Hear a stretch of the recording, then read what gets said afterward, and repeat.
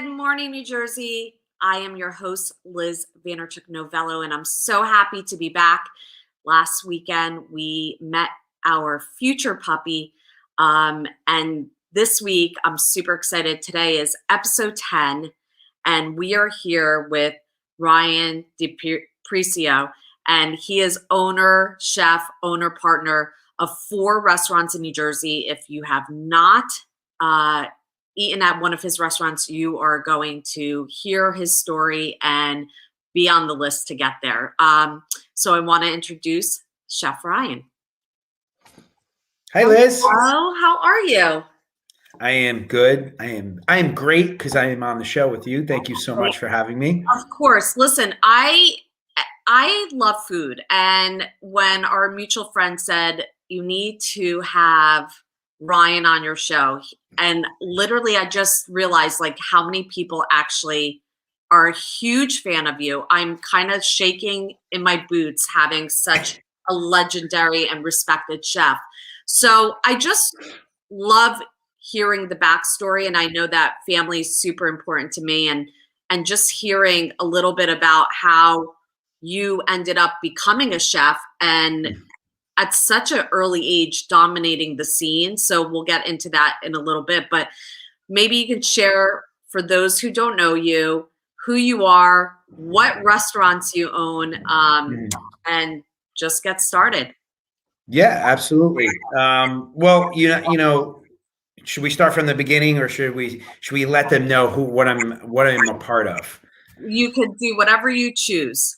Well, again, I am a chef and owner of Fascino in Montclair, which we will be celebrating 18 years at the end of June, which is crazy, especially getting through this pandemic has been very tough, but we made it.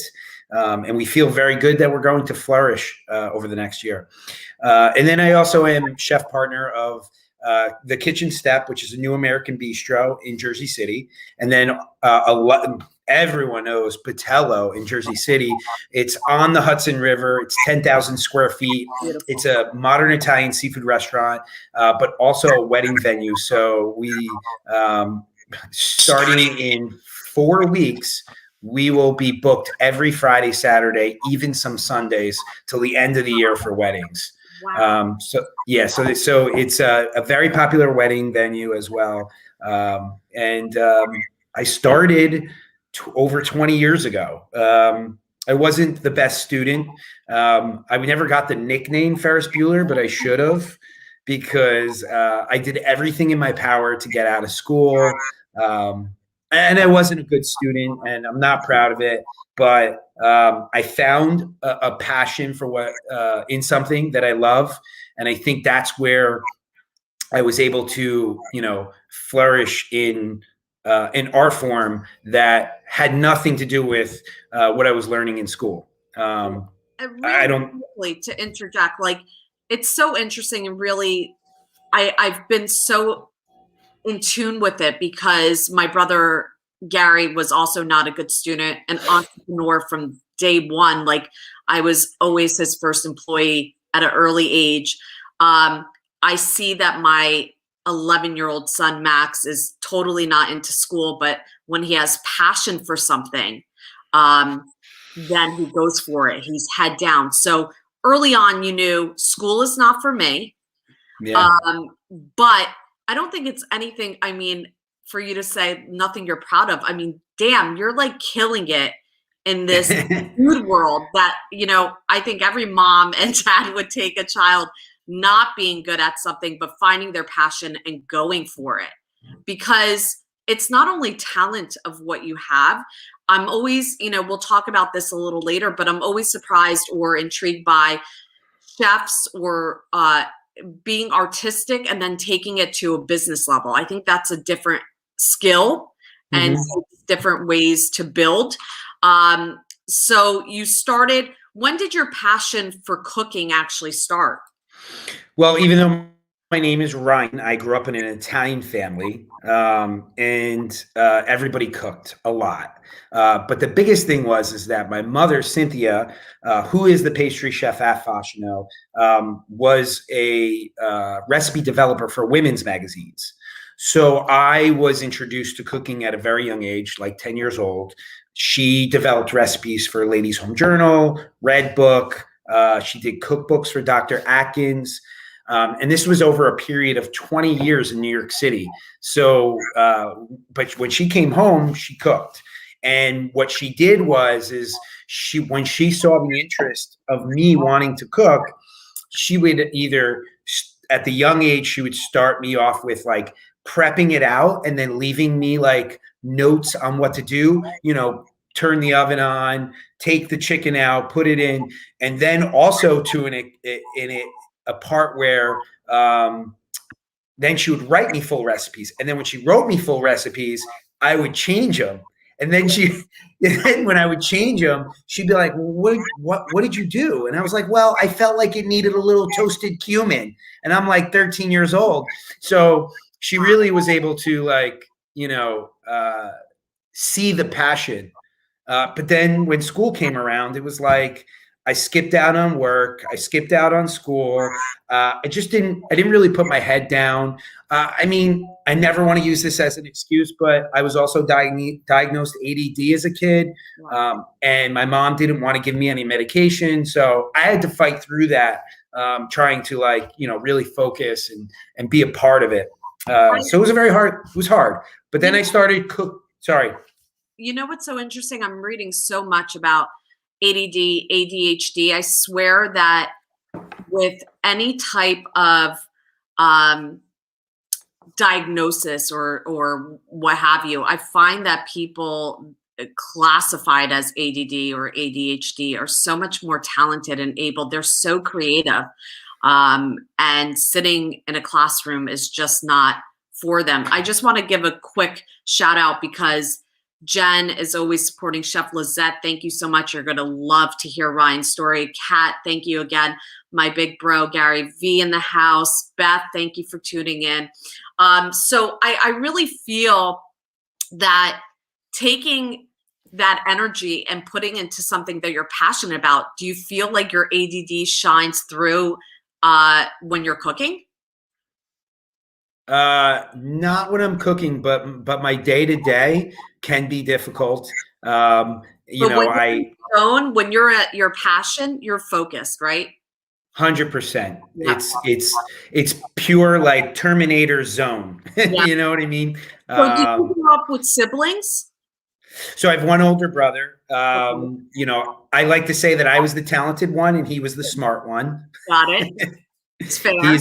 He's incredibly smart and can read something and then recite it like 3 years later. It's just not fair.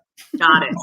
But you can cook a mean dinner. So your mom, like at 13 as a boy, it's so interesting, 13 as a boy to be in the kitchen and doing your thing. In your family, did your dad cook?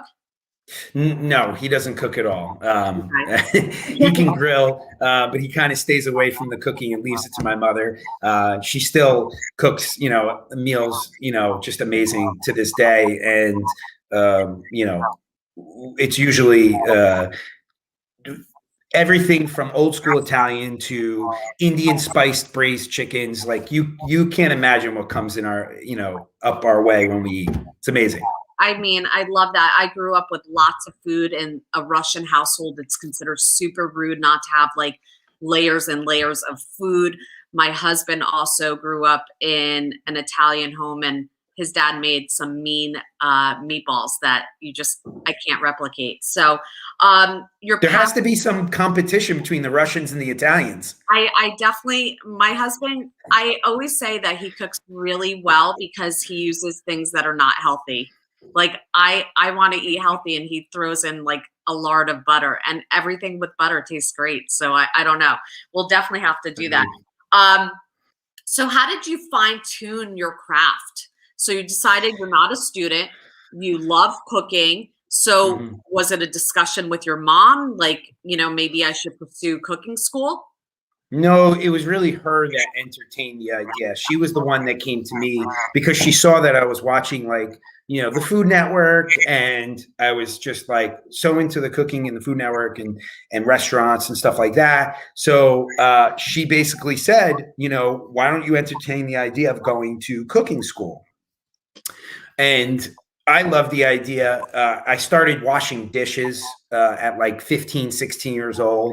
Really? And yeah, I started working when I was 17 years old. I worked 4 jobs 7 days a week because Wow. I wanted, number one, I loved money. Yeah. And I just, I wanted to embrace myself with everything that had to do with the restaurant. So I was washing dishes. I was working at a catering hall, work study. So I only went to school till 10:48 a.m. Went to a couple classes and then went to work study and worked from like 11 to 5 o'clock. And then like 2 days a week, I like delivered pizza. And then on Saturday nights, I worked the salad station of an Italian restaurant. So What's I just working like, a salad station? I love salads. What salad station? What do you do there? Do you like plate the salads for people? well, it's called garde manger, which is the cold station. So you do salads, you do cold. Sometimes if there's a raw bar, like our restaurant Patello, we have a raw bar, so you can do like oyster and clam towers, cold appetizers, salads, and then we also bring in the hot appetizers as well. So each part of the kitchen has a station. So here's the thing, work ethic for actual work outside of the classroom was there. I mean, 100%. being Yeah. such a young kid, where do you think that work ethic came from? My father and my mom's father, my grandfather Paul, the two of them were just very hard workers. My father still works full time. He's a partner at the restaurant. He owns a printing company, and just the want to be successful. And also that I love what I do. I love what I do.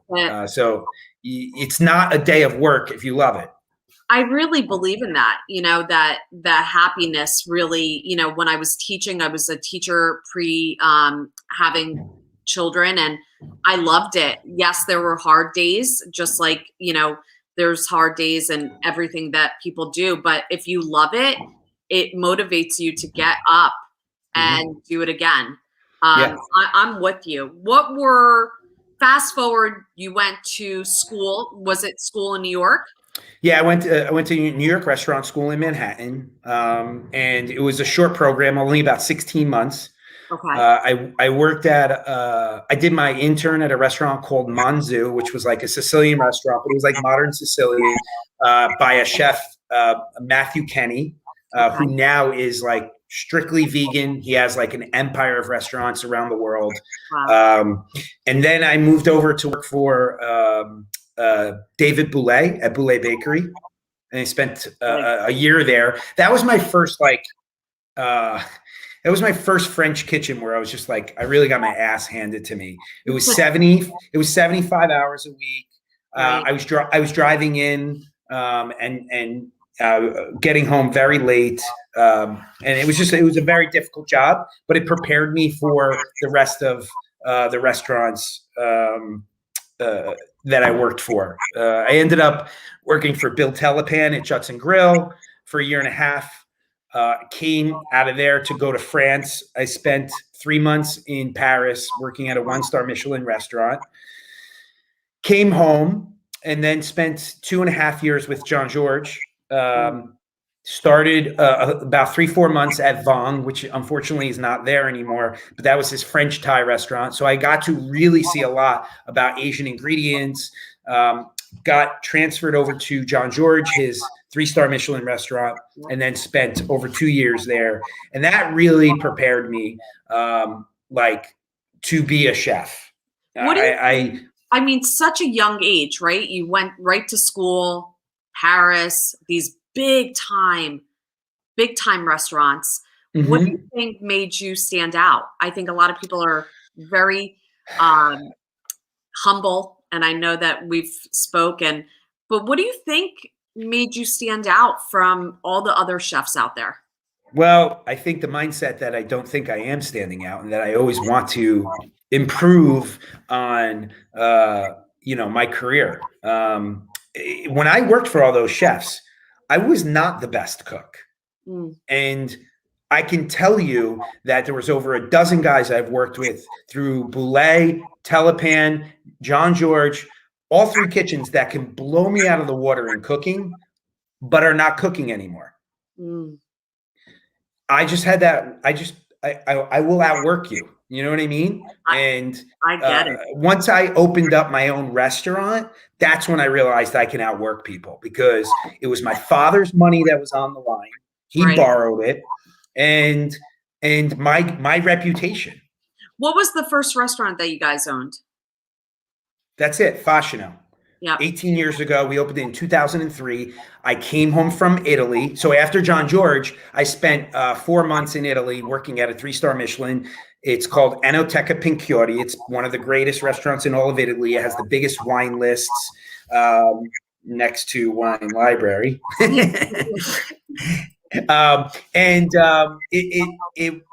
It really got me to see Italian, but like in a very upscale way. And don't forget, I grew up in an Italian family. So when I opened up Fascino, I was taking Italian ingredients that I grew up on, and I was melding them into the technique that I learned from all these upscale chefs. And that first year of owning a restaurant, I think a lot of people think they want to own like a liquor store and a restaurant so easy, but it is long days, long hours. You have perishable food. People don't think about that kind of stuff. I only learned that when Wine Library opened Gourmet, the gourmet department. So what do you think was the biggest challenge your first year, or were you really received well? What was it? Everybody, oh my goodness, you opened this restaurant, let me come in? Or what was that big challenge year one? Year one challenge, honestly, it's not. Now that I think back, it was not as challenging as like what it is now. Trying to maintain a staff of 3 restaurants. Right. The first year, I mean, we were a small kitchen. It was me and Jamie Knott, who owns Saddle River Inn. He was cooking. The two of us were cooking every dish that went out for 11 months straight, 12 months straight. We cooked every dish. We worked 6 days a week. I sometimes worked 7, even though we were closed one day. I was there like doing inventory. I was cleaning. But I was also 25 years old. I was single. Like to me, it wasn't challenging. It was fun, you know? But there is challenges to opening a restaurant, which is, knowing what concept you're doing and sticking to it, making sure that you're properly financing it, and staffing it properly. Is staffing as difficult as like in retail? Can you hear me? I've never done retail, but what I can tell you, yes. Yeah, you froze for a second, but we're good. Staffing right now has been very difficult. And as we grow more, it becomes more difficult.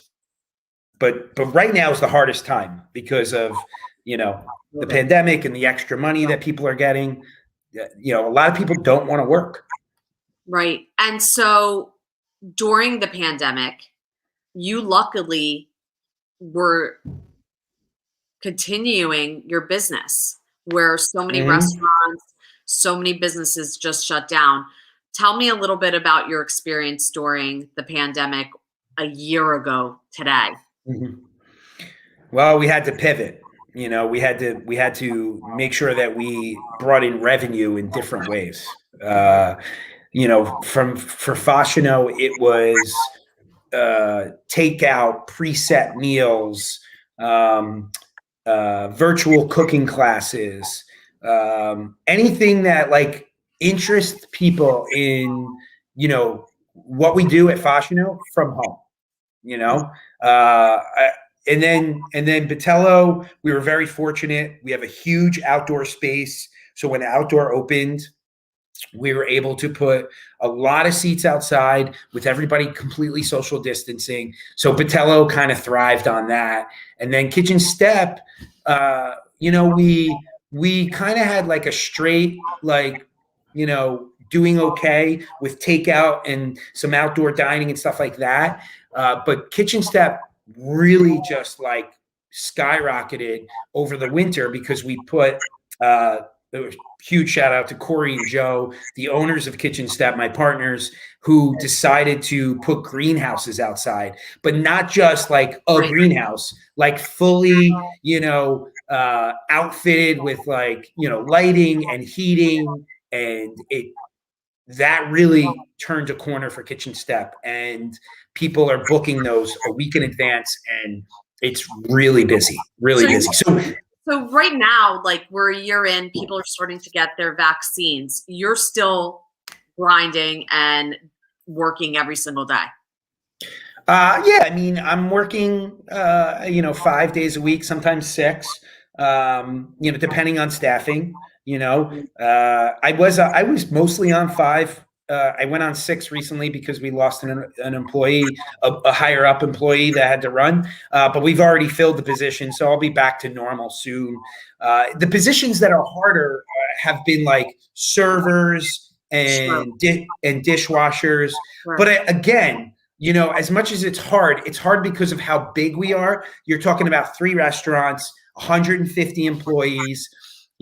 That's why it's hard for us, because we're looking for a lot, but we do have a lot as well working. So we're very grateful for all the guys that come in every day and work hard and love what they do with us. Mad Dog 8148 wrote, Ryan's a great guy. I've known him for over 25 years. I went to school with him.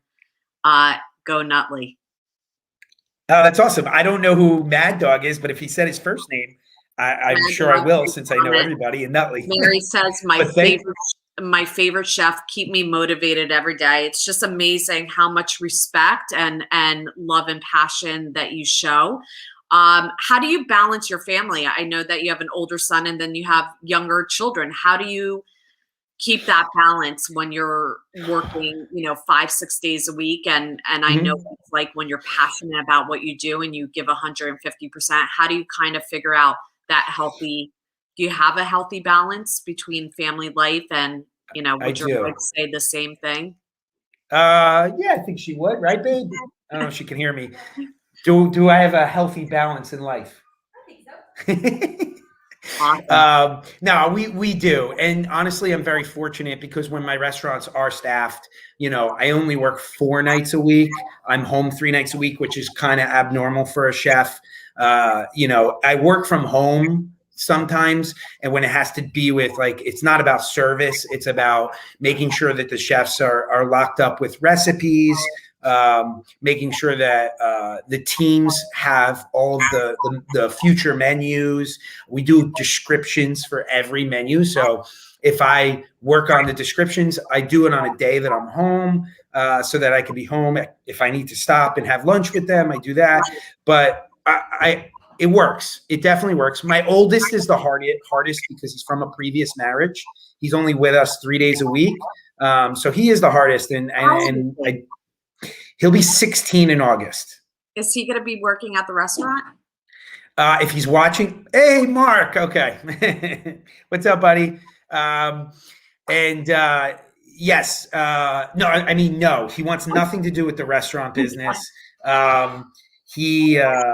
He wants to be a YouTube star like the rest of the kids. Yes, I get it. But for some reason, hasn't started anything. Got it. Will you instill, because you have such a work ethic, will you instill, like, you need to get a job? In our family, like, everybody had to work. If you weren't playing a sport, my mom made us work. Like, I wasn't working as hard as my older brother, but like, babysitting for me in the beginning. And then I remember not doing cheerleading like the winter year or something. And then I had to get a job at a retail store where I found my love and passion for selling. So do you feel like you're going to push your son to have, or, I think every generation thinks their kids don't have what it takes, but do you find that because of all your hard work and head down, that it pushes you to know that this is the right move to do for children? 100%. We already had this conversation recently. He has asked for the end of the school season, which I'm okay with. But in the summer, he is getting a job without a doubt. It doesn't have to be a restaurant. Yeah. It doesn't. I don't care what it is. Yeah. It's something that he has to be there on time. He has to work hard, and he has to save his money. And that's what it is. I want him to learn that. So it is time. He tried to tell me that he's too young, and then I had to Google what the age was. And I was surprised to see that you could be 12 years old and work in agriculture, which is really landscaping. Max, time to get a job. It's so interesting because I always find that the shoemaker doesn't have nice shoes, right? I sell real estate. I'm always looking for my next house. My clients have better homes. Do you find that you continue to cook at home, or is your wife the one that cooks? Who does the cooking in your house? We both cook. I would like to take the credit of her learning cooking from me, but she's an incredible cook. She's also studying to be a holistic nutritionist, and she's also a trainer as well. So we do eat very healthy here. I would have to say to your husband, Justin, yes, there is healthy Italian cooking, and I can teach it to you. We are very, very healthy around here. We eat vegan lunches. I'm actually hoping to open a vegan cafe someday. I love the challenge of making an interesting vegan meal. But it's grilling season, so we'll do a lot of grilling. But we share the cooking together, and I'm not mad about it. Mary said, share her lentil soup recipe. I love a soup. I grew up eating soup. I could eat soup every day for my life. Salad and soup is my thing. Tell me, what's the signature dish? What's your favorite dish to cook? First off, I'd like to say Mary is the manager at Fashiono. Oh, well, there you go, Mary. She gets lunches passed over to from Stephanie, my wife. There you go. So killer lentil soup. But my signature dish, probably not so healthy, which is ricotta and gnocchi with sweet sausage bolognese. It's also one of my most authentic dishes. It is made with no potato. It's all ricotta, and it's super light in gnocchi, which most people that have potato gnocchi would say, oh, like I'm ready to take a nap. Right. But after you eat a bowl of mine, you're looking for another one.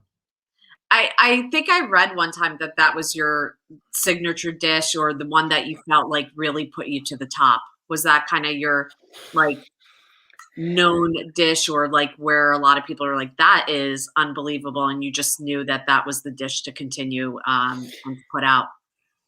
I honestly, what it really was it created a love for pasta making. When we first opened, we would buy imported dried pastas from Italy, and about 6 months in or 8 months in, I started making gnocchi, and it became so popular and so big that I just started entertaining more pasta and all different shapes and sizes.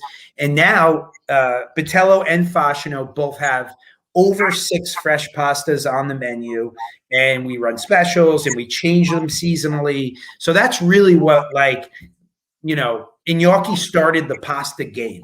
My college roommate, Betty Sawyer Riley's on here. She knows I used to buy the food and she would make it. She grew up in an Italian household. They made their sauce on the weekend. Nobody was messing around. Thank you, Moni. I call her Moni. So you're going to be starting brunch season, right? This weekend is the first opening of brunch at Fashiono. Yeah, okay. The other 2 restaurants are already open at brunch. They're wildly busy, and we're hoping that Fashiono will take the lead with Batello and Kitchen Step on creating a fun, exciting, and busy brunch service. Only on Sundays to start, but we're gonna have live. What time on What's that? Sunday? So 11 a.m. to 2 p.m. And I will be there tomorrow. I will be working, which I typically don't work on Yes, Sundays, but you have to go. You have to go. Tom will be there. I will be also slinging breakfast pizzas, which is Oh, yes. really? Oh, Uh-huh. So please come with the family. Come, and we're having live music tomorrow from Acoustic Fuego, which is like going to do like really fun 80s and 90s music. So it's going to be fun. I'm excited, and I'm hoping to see a lot of people there. usually the weekends are so busy for me. I'm gonna have to start bringing my clients there to eat, and then we can look at houses. That's what Perfect. we're gonna have to Perfect. start doing. So let me ask you one thing. What's the number one thing that your mom makes that you just love? Oh man, she makes Spanish chicken over rice, and she's been making it since we're teenagers, and it's just got all these flavors of cumin and fennel and cilantro and jalapeno and it's just slowly braised and falling off the bone. That's definitely one of my favorites. But my all-time favorite dish in any restaurant, and started at her house and at her father and my grandfather Paul's house, linguine and clams. Yum. Traditional linguine and white clam sauce is my favorite. I can eat it for breakfast, lunch, and dinner. I can't wait. Hey, Marla, I can't wait. I'm going to be fully vaccinated early on in May. I am coming with my family. I am bringing my whole family because we have not had a meal together in a very long time. So the show is called Good Morning New Jersey because going to school in Vermont, everybody made fun of Jersey and they're like, what exit are you on? And they think it smells. Meanwhile, I grew up on 28 acres. So I kind of laugh. I'm like, you have no idea. But bringing about back Jersey style, you're a Jersey boy through and through, Italian area.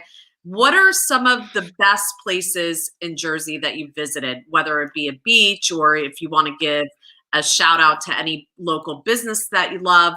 Mm-hmm, mm-hmm. I mean, so for the summer for us is Asbury Park. We love going to Asbury Park. We take the kids to Porta for pizza. Their octopus with caper beurre blanc is like my favorite. I get it every time.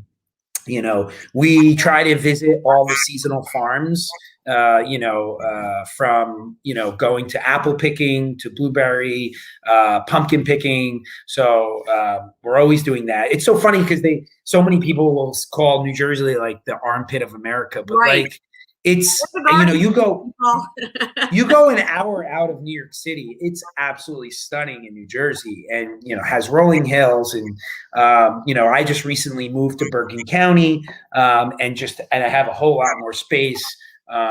So that is it. When it comes to food, I have my staples, which are my friends in the industry. They're my friends because I respect them in the cooking industry. Robbie Felice from Viaggio and Osteria Crescendo. I probably visit him the most. Jamie Knott at the Saddle River Inn, who worked for me the first year we opened. Anthony Bucco at Felina and Ridgewood. Those are my staples that I go to. But we also go to Manhattan a lot when we, get to step out of, they call it the armpit, but they should never. They should never. People, you're wrong. Tell me one thing about Nutley. My friend's friend was from Nutley and I never really knew about it. And then in my early 20s, I went there one time and I was like, oh, this is like such a different part of New Jersey. That's what I love about Jersey is that, South Jersey, sorry, Southern Jersey. We don't even consider you Jersey sometimes, but we love visiting the beaches there. Name something in Nutley that you absolutely, what's like an amazing childhood memory from Nutley? Oh, wow. Kingsland Park, which was, when we were kids, we went there all the time. It has a huge pond in it. They used to have fishing competitions in there. Nothing like for me, nothing like the what's 80s. that? Nothing like the 80s summers. Oh, totally. Right. Riding our bikes everywhere. It's a complete Italian, Italian town, and loved living there. Everybody's very like close knit, and the sandwich shops are all Italian, and so it just has a warm, homey feeling. I get it. Always love going back home. Anyway, Ryan, thank you so much for joining me. I cannot wait to see you at one of your restaurants. I'm definitely going to contact you because I need that gnocchi for my husband 100. Anyway, if you do not know or have never been, go follow him on at Chef RD _RD. Thanks so much and have a great Thank you, day. Liz. Bye all.